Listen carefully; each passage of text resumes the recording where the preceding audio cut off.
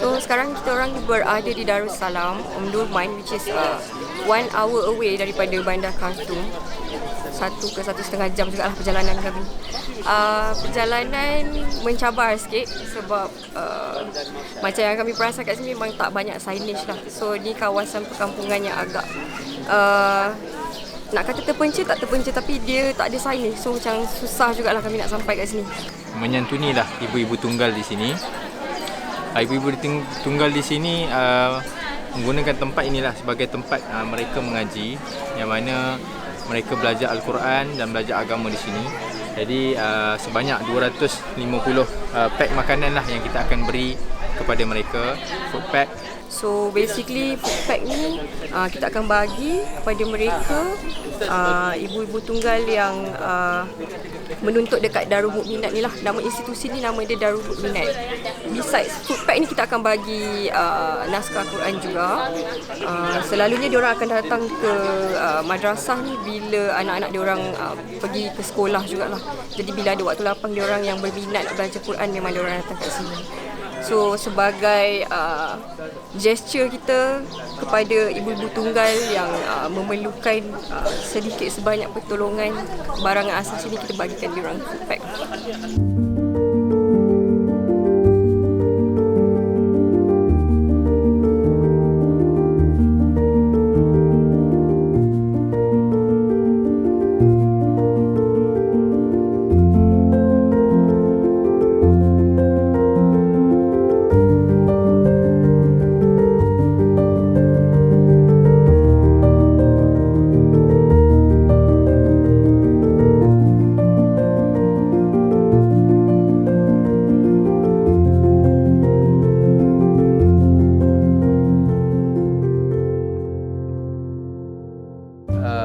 Kita terkejut sebenarnya. Kita lalui sepanjang perjalanan ke Omdurman tu.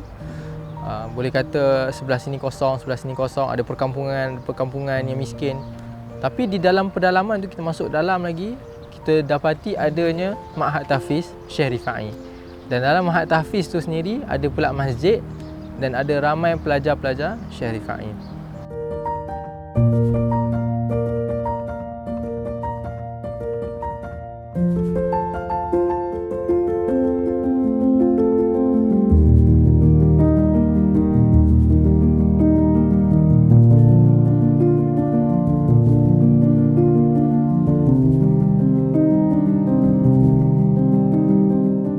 هم يقرؤون باللوحة صح؟ أيوة في هنا؟ أيوة موجود هذا كله تشاهدونه الآن. Tamam. Jadi kita nanti kejap lagi kita akan tengok dia orang akan belajar macam mana dia hafal, macam mana dia tulis dengan lauhah. Lepas tu kita akan bagilah dengan mushaf Al-Quran yang Yasari Zalman yang sama-sama yang kita telah sumbangkan daripada rakyat Malaysia kepada rakyat Sudan. Waktu mula-mula kita masuk tu pun mereka dah sambut macam, kalau kita boleh cakap macam orang-orang besar lah datang melawat tempat. Macam kita boleh cakap macam YB datang, dia orang dengan semangatnya datang menyambut kita. Kita rasa macam welcoming sangat bila datang ke Tahfiz ni. Bila saya masuk jemaah Tahfiz tu, saya tengok hostel ataupun kita panggil asrama lah. Asrama mereka berlantaikan memang pasir yang orang cakap macam tak ada lah ada simen ke apa, tak ada. Dia memang pasir yang pure punya. Pusat tahfiz dia tu ada atap zinc je, lepas tu berlantaikan tanah. Tu je. Dan juga Al-Quran. Jadi memang sangat-sangat sedih lah. Macam kita pun kadang-kadang kita fikir dengan cuaca Sudan yang panas ni macam mana dia orang boleh berkaki ayam. Tapi mereka dah biasa dengan kehidupan macam tu. Kita kena pakai kasut, kita pakai selipar untuk masuk ke dalam tempat mereka tidur. Dan mereka punya katil yang sangat dhaif. Sebab mereka di sini antara penyakit utama dari segi malaria, dari segi denggi. Jadi penyakit-penyakit yang bawaan nyamuk lah. Sebab itu mereka perlu kelambu. Tapi tak semua pelajar ada kelambu sebab mereka tak mampu. Mereka tinggal baring di atas katil yang tali tu. Ada tali tu. Kemudian mereka beralaskan cuma selimut. Dan itulah selimut yang mereka balut diri mereka lah ketika malam yang sangat sejuk di Sudan ni lah.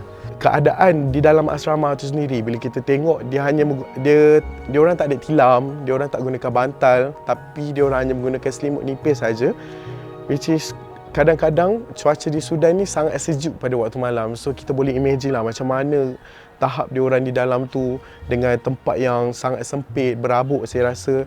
So macam sedikit sebanyak dapat menyedarkan diri saya untuk bersyukur dengan apa nikmat yang kita dah kecapi sebelum ni.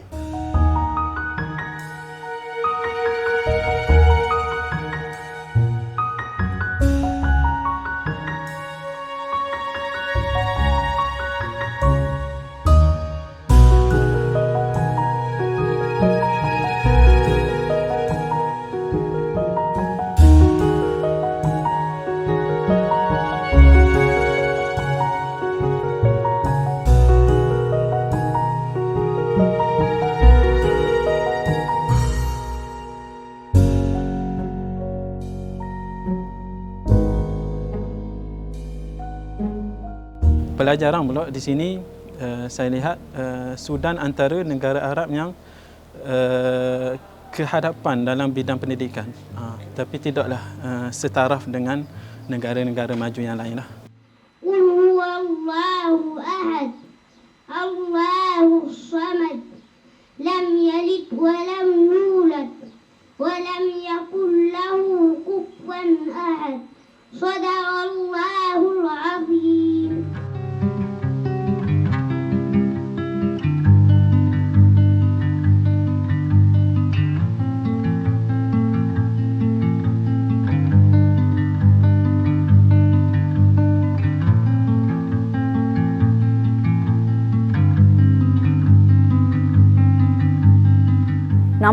Nampak orang kata gembira lah dekat muka diorang, like macam dah berapa tahun diorang ni tak ada Al-Quran, hanya menulis dekat lus, hanya menghafal dekat papan lus tu saja. So bila kita bagi ni macam itulah yang paling penting untuk diorang dalam hidup diorang. Kalau kita tak ada handphone tak boleh hidup, tapi diorang tak ada Al-Quran, diorang tak boleh hidup.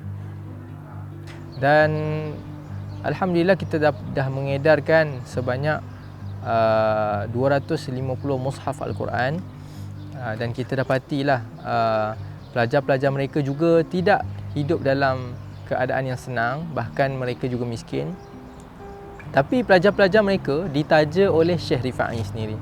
Juga terdapat 10 orang guru, 5 orang guru junior dan 5 orang guru senior daripada mereka dibayar oleh Syekh Rifai sendiri.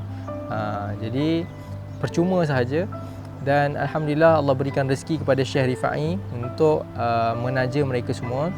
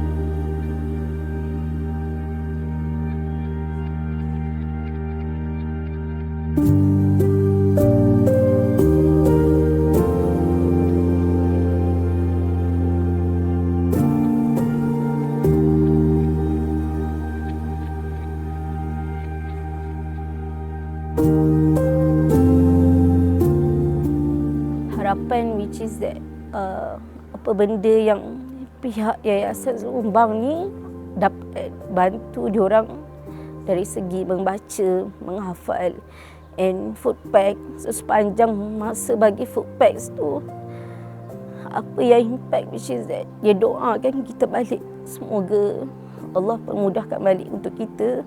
Dia doakan balik untuk supaya kita ni dimurahkan rezeki lagi.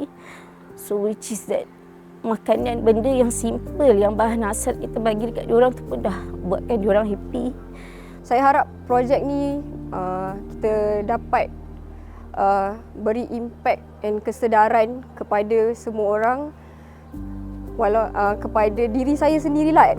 At first macam like mengingatkan kita untuk rasa bersyukur. Tu one thing. And then untuk harapan untuk orang-orang yang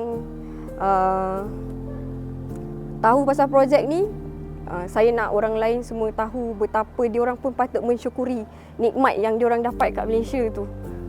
Berbeza sangat dekat sini. Paling tidak harapan kita boleh tunjukkan apa yang terjadi, situasi sebenar yang terjadi di Sudan. Kerana saya rasa tak ramai yang tahu tentang apa yang terjadi di Sudan, kan. Di negara-negara Afrika lain, paling tidak pun Sudan kita dah pergi. Kita boleh tunjukkan kepada rakyat Malaysia dan rakyat Malaysia tahu cakna tentang keadaan saudara mereka di Sudan. Saya mewakili seluruh sukarelawan negeri. Saya berharap supaya program kita akan pergi lebih meluas lagi. Dan di kesempatan ini juga saya ingin bukan memintalah, kira macam saya ingin kita semua kira macam friend yang Datuk dah iktiraf kita ni friend sebagai keluarga semua, sama-sama kita menyumbangkan kepada Yayasan RI dan Al-Qori sendiri, kita sumbang bersama supaya kita dapat lagi memperluaskan dan untuk memberi Al-Quran di serata dunia, insya-Allah.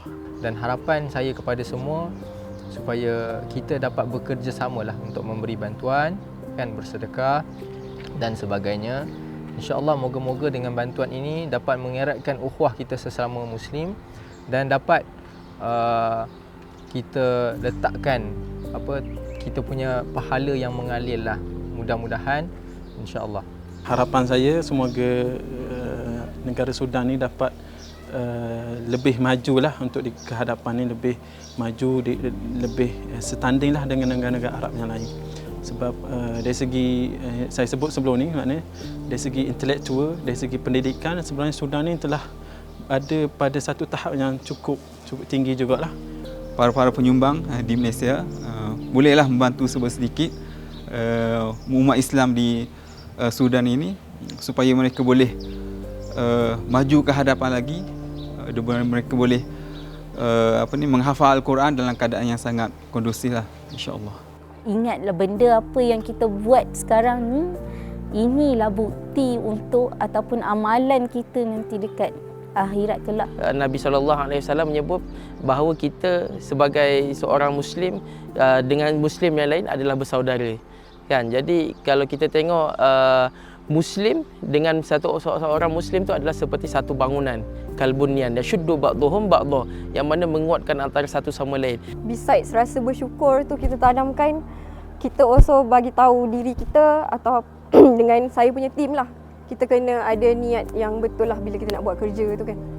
So saya berharap macam setakat ni momentum team saya yang ada kat sini okey, saya happy dengan kerjasama teamwork team saya. Saya berharap kita boleh maintain the momentum, we can work together in future project, and project ni boleh jadi pilot project to our upcoming humanitarian mission, besides kita punya Al-Quran distribution yang kita target untuk lakukan secara berkala, because we don't know when is the next project yang related to the Quran distribution, but we hope to see more of this.